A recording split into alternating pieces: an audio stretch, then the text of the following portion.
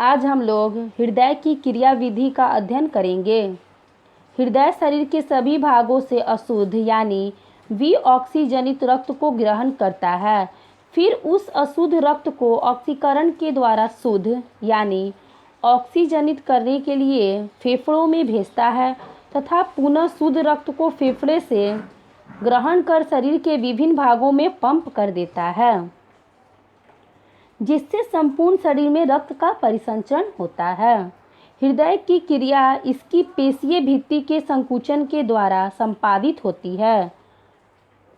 हृदय के वेस्मों यानी अलिंद और निलय में बारी बारी से संकुचन, जिसे अंग्रेजी में कॉन्ट्रैक्शन कहते हैं, तथा स्थिलन, जिसे अंग्रेजी में रिलैक्सन कहते हैं, होता है। हृदय के वेस्मों का संकुचन, जिसे अंग्रेजी में सिस्टोल, तथा शिथिलन, जिसे अंग्रेजी में डायस्टोल कहते हैं, कहलाता है। हृदय के सभी वेस्मों में एक साथ संकुचन या स्थिलन नहीं होता है। दोनों अलिंद जिस समय संकुचित होते हैं उस समय दोनों निलय में स्थिलन होता है, तथा जिस समय दोनों निलय में संकुचन होता है उस समय दोनों अलिंद में स्थिलन होता है।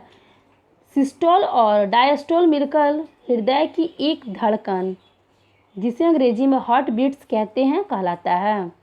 हृदय की धड़कन का तालबद्ध संकुचन, जिसे अंग्रेजी में राइथमिक कॉन्ट्रैक्शन कहते हैं, एक विशेष प्रकार के तंत्रिका ऊतक, जिसे अंग्रेजी में नर्वस टिश्यू कहते हैं, के द्वारा होता है, जिसे शिरा अलिंद छिद्र या साइनोऑरिक्यूलर नोड या एसए नोड कहते हैं।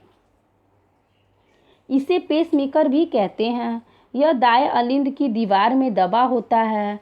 यह एक बहुत ही मंद विद्युत धारा उत्पादित करता है जो हृदय पेशियों को संकुचन के लिए उत्तेजित करता है। इस विद्युत धारा को एक विशेष प्रकार के यंत्र के द्वारा अंकित किया जा सकता है। इस प्रकार का यंत्र विद्युत हृदय लेखी, जिसे अंग्रेजी में इलेक्ट्रोकार्डियोग्राफ कहते हैं, कहलाता है। इसके द्वारा अंकित किए गए रेखा चित्र को विद्युत हृदय लेख या इलेक्ट्रोकार्डियोग्राफ कहते हैं। इसे संकेत के रूप में बड़ा ई, बड़ा सी, बड़ा जी लिखते हैं। शरीर के विभिन्न भागों से अशुद्ध रक्त दो अग्र महाशिराओं तथा एक पश्च महाशिरा के द्वारा दाएं अलिंद में, अब आगे देखते हैं, पहुँचता है। फेफड़ों से शुद्ध रक्त फुफ्फुस शिराओं के द्वारा बाएं अलिंद में पहुँचता है। इसके बाद दोनों अलिंदों में संकुचन तथा साथ साथ दोनों निलय में शिथिलन होता है। इसके फलस्वरूप अशुद्ध रक्त दाएं अलिंद से दायां अलिंद निलय छिद्र के द्वारा दाएं निलय में तथा शुद्ध रक्त बाएं अलिंद से बाएं अलिंद निलय छिद्र के द्वारा बाएं निलय में पहुंच जाता है। जब दोनों अलिंद खाली हो जाते हैं तथा दोनों निलय रक्त से भर जाते हैं, तब निलयों में संकुचन तथा अलिंदों में स्थिलन होता है। इस समय दायां अलिंद निलय छिद्र त्रिदली कपाट के द्वारा तथा बायां अलिंद निलय छिद्र द्विदली कपाट के द्वारा बंद हो जाता है। इसके फलस्वरूप दाएं निलय से अशुद्ध रक्त फुफ्फुस धमनियों के द्वारा फेफड़ों में चला जाता है, जहां यह गैसीय आदान प्रदान के द्वारा शुद्ध होता है। इसी समय बाएं निलय में पहुंचा रक्त शुद्ध रक्त महाधमनी यानी महाधमनी चाप में पहुंचता है और फिर वहां से विभिन्न धमनियों के द्वारा शरीर के सभी भागों में संचारित होता है।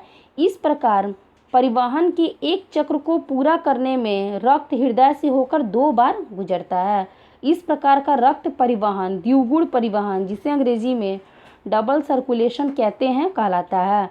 रक्त परिवहन का एक चक्र अर्थात हृदय में रक्त का भरना तथा फिर उसका बाहर निकलना हृदय चक्र, जिसे अंग्रेजी में कार्डिक साइकिल कहते हैं, कहलाता है।